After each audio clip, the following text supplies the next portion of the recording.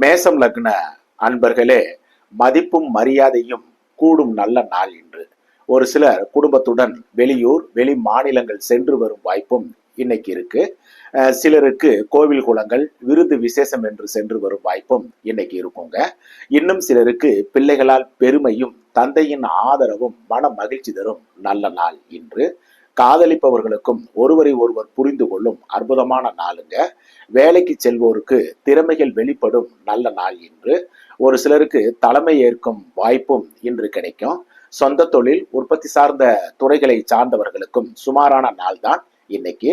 வியாபாரம், யூக வணிகம், commission, தரகு, marketing, real estate துறைகளை சார்ந்தவர்களுக்கு நல்ல வாய்ப்புகள் கிடைக்கும் நல்ல நாளுங்க இன்னைக்கு.